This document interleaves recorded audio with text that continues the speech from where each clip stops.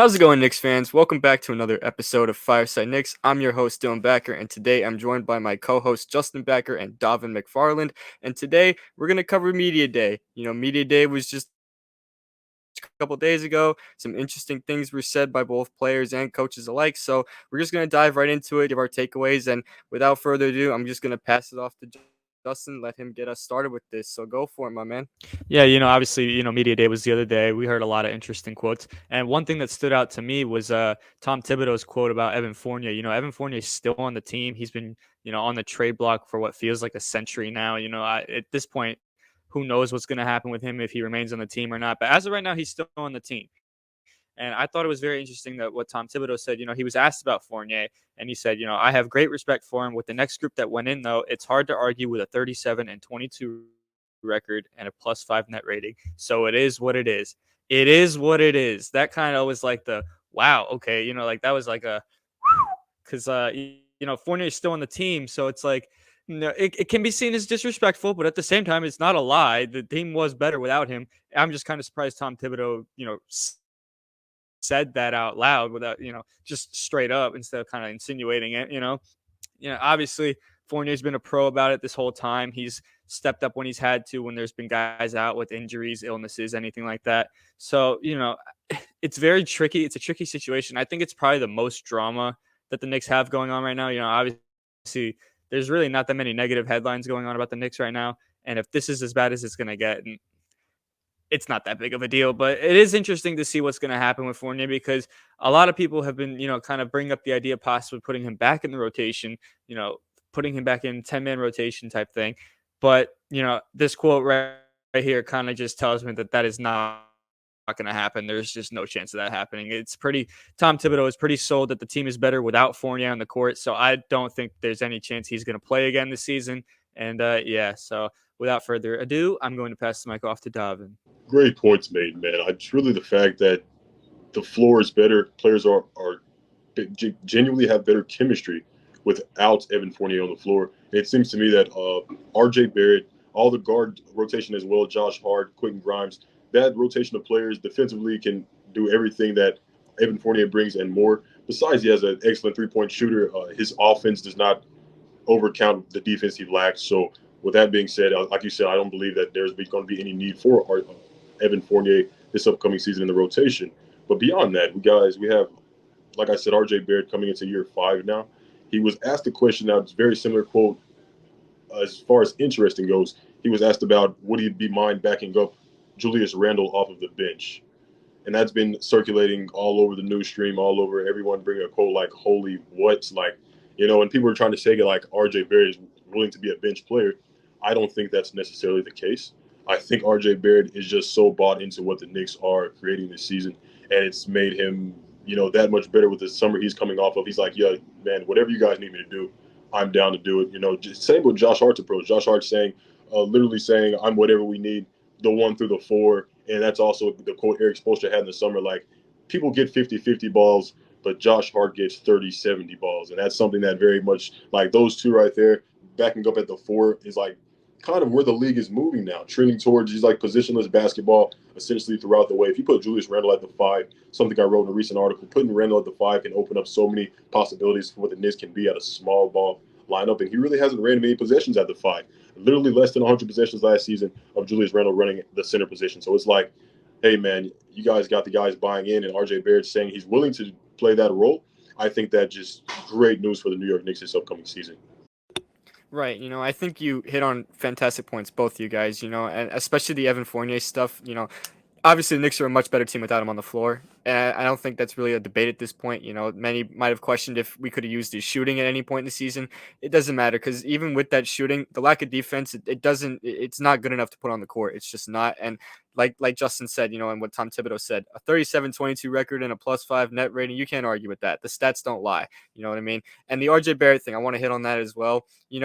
A lot of people, including myself initially, interpreted the quote as, oh, he's willing to come off the bench. Obviously, reading more into it, it's clearly that he's saying playing the backup four, because right now the Knicks technically don't have a backup power forward behind Julius Randle. They traded it away, and it was Obi Toppin. He's gone now, so the backup power forwards are essentially kind of just up for grabs. It's going to be probably like what I anticipate, a rotation of Josh Hart and RJ Barrett, kind of, mix and matching depending on, who's on the floor on the other side and all that stuff. So that stuff remains to be seen. But I thought it was interesting that RJ was, willing to pretty much just do whatever is asked of him. I think it's good work ethic. I think it's a good mindset to have. Just do whatever he's asked to do. Don't do too much. Don't do, less than you were anticipated to do. Just do what you're asked to do, and the team will succeed. It's as simple as that.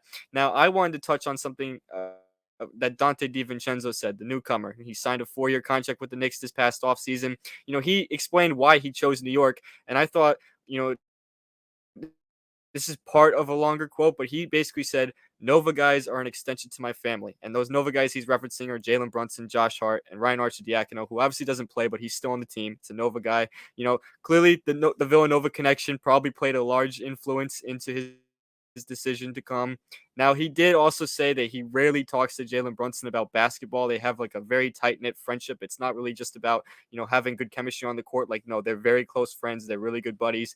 I think that's great to have, and it's great that they were able to bring him in and just, bring him in, mesh with these guys. He's already a good basketball player as it is. DiVincenzo's a guy who shot 40% from three last year, plays very good defense, shoots the ball well, good solid playmaker, good rebounder for his size. He's already a good player as it is, but now you're bringing him in with, Jalen Brunson, Josh Hart. He's really good buddies with those guys. He played with those guys in college. He has the on-court chemistry with them and the off-court chemistry, of course. I think that's super beneficial. I think it's a very underrated aspect that many people are going to overlook, but I think that's huge. I think that's something that's really going to kind of show on the court during the season. You're going to see a lot of highly impactful play. I anticipate, too, that you're going to see a lot of rotations that include Brunson, Hart, and DiVincenzo on the court at the same time. I think you're going to see a lot of that during the season. I'm really looking forward to it. I think that's something I'm really excited for. But that was one thing I just wanted to touch on. I kind of want to pass off to Justin, see what else he's got to say, because there are more things about Media Day. Obviously, as you mentioned, there's not many negative storylines, which is a very good thing, of course. If the most negative storyline is the Fournier thing, that's fantastic. That's amazing. But there are still some other interesting things to cover, so I'm going to pass it off to Justin, see what else he's got to say about Media Day. Yeah, I just want to touch on what both of you guys said. First off with the RJ Barrett thing, I also interpreted it as, he's willing to come off the bench. But, like Davin alluded to, the league is moving towards more positionless basketball. I don't know if you guys saw, but, Steve Kerr actually mentioned that with the Warriors, Klay Thompson may start to see some minutes at the four. We're seeing a lot more smaller players, smaller wings start to kind of move into that power forward position. Teams are kind of seeing that you forward to, be successful with that position. So, I think that's great that RJ is willing to take on that initiative, take some minutes at the four. Obviously, he's only played like a very small amount of minutes at that position in his NBA career. Hasn't been the greatest sample, but I'm glad to see he's willing to take on that initiative and play outside what he's used to playing, play outside of his role, play outside of his comfort zone. And what Dylan said about DiVincenzo, history. You'll see some great plays, from DiVincenzo, Brunson, and Hart on there together on the court. So I'm excited for this upcoming season, man. Media Day has me excited. I'm glad basketball is back, and I cannot wait. So I'm gonna let you guys spew your final thoughts. Yeah, fantastic points made about Dante DiVincenzo. Also, he was talking about this Nova stuff. He also alluded to the fact that he's literally said we can rely at the same time. How do we develop and push as one? So Dante DiVincenzo really understands that, we are friends. This is a great relationship we're building as friends, but I'm also here to win. That's also a fantastic quote that a lot of people joked on Dante about the fact that he's here to win. And that's exactly what I think Dante's here to do. He's going to be a winning player. He's going to make winning plays. He over his value. What he was expected to do last year in Golden State, he played well over that. Started 36 games. No one expected Dante to even start at all last season. But the way the Warriors went, a lot of things. You need a lot of move and room for improvement needed on that team. So now he's on the Knicks now, a young core around the same age as he is, and these guys are going to all strive and connect together. And beyond that, we have the ability to now give Julius Randle a step back. Now, I've alluded to this a few times now. I want Julius Randle to really take his time this upcoming season. Last season, thanks to StatMuse, I became aware he had more points per game than De'Aaron Fox, Nikola Jokic, Jimmy Butler, prime time players, more rebounds per game than DeAndre Ayton, Kevon Looney, Bam Adebayo. Names of this substance. Julius Randle is not talked about in these conversations. He definitely should be. But the way this season's going to go, I believe winning will definitely help that even more. He's not just a regular season player anymore. We're going to really have these young guys and these guards going to be scoring for us in the regular season, letting Julius Randle coast it out, and then we have a fantastic playoffs. And that is the perfect plan I think the Knicks can create, and they're actually cultivating. As he said himself, he looks to be more efficient, always making ways to improve his game. So Julius Randle is very much around the right state of mind he should be. Talking about, I saw him yesterday talking about he's been watching a lot of Bruce Lee movies, getting a lot of Art of War quotes in his ammunition this season. So I know we're going to have a less emotional Julius Randle we're going to have this season. It's something the Knicks fans should really look forward to. Right, I thought you hit on some good points, especially about the Randall stuff. We all saw Randall at his best during the regular season last year, but then he took a massive step back in the playoffs, albeit that he was playing injured, but it was still a step back. At the end of the day, you can't just, say that he didn't have a bad playoffs or anything, because he did. He had bad playoffs, even though he was playing injured. We obviously hope that, this upcoming season, should the Knicks make the playoffs, which I think all three of us expect them to do, that he has a better playoffs, with a more well-rounded roster around him, some more shooting, some better chemistry. Hopefully that cultivates to, a good playoffs for Randall. But one thing I really want to touch on, something, overall with Media Day, I've noticed one big thing. These guys are here to win. That they're strictly business. They're not here just, for vibes or anything. No, they want to win.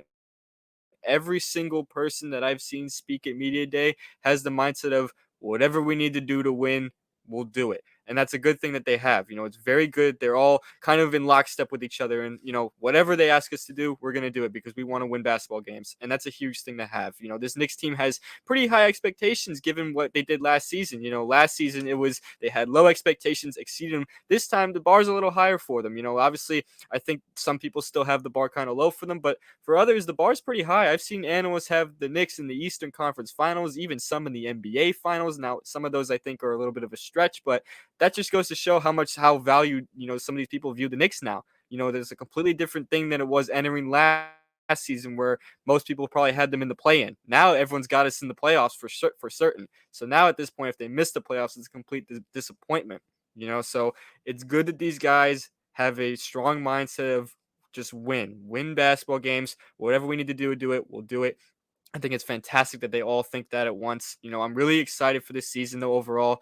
Kind of just to wrap this up, I'm really just happy that basketball is back. Like Justin said, if you're a Giants fan or a Yankees fan, we've been through a lot of disappointment so far this year. So the Knicks hopefully can, bring us some joy back this season. I'm really excited to watch some of these guys play. I want to give Justin and Davin a chance to give out their final thoughts on Media Day or anything else they want to share before we wrap this up. So, Justin, go for it, my man.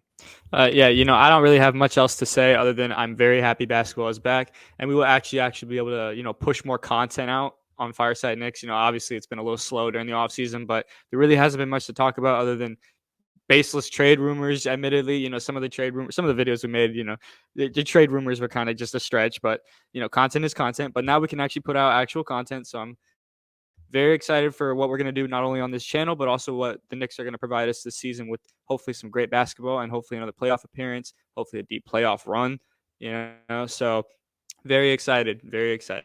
Yeah, and as far as those analysts and the writers and everything, like guys, Knicks going to the Eastern Conference Finals, I'm going to be pushing that all season. I'm going to be having underlying innuendos. I'm going to have everything I can say every podcast to manifest the Knicks being as successful as they've been. They brought out the new city jerseys. Well, they haven't had them since 1999, and they're bringing them back. So holy dub, that's a coincidence that I like to see coincidentally. Like holy dub, that's the last time the Knicks went to the finals. So hey man, we're in for a great ride. We're in for a great ride. I'm just ready for everything, guys. Let's get it. Yeah, no, absolutely. This is going to be an exciting season. Very happy that we actually have some, in-season news to cover now. Training camp is, literally just began. Preseason begins in less than a week. We'll have you guys covered with all those games. When the regular season begins, we're going to get a lot more content out as well. Be a lot of stuff, so be on the lookout for that stuff. We are officially back for a lot more content this season. We're really excited to do it. And with that being said, we will see you guys in the next Fireside next episode. You can check us out on all of our social platforms. We're on this YouTube page. We're on Facebook, Instagram, Twitter, TikTok, all those things. We're also on Threads as well. So if you're on Threads still, I don't know how many people are still using that, but if you're still on there, we're also there. You can check us make sure you give us a 5-star rating on Apple Podcasts and Spotify. That's where the audio versions of these will be. So make sure you guys check those out as well. We'll see you guys in the next episode. Cannot wait to cover the season. And that being said, we'll see you guys next time. Peace out.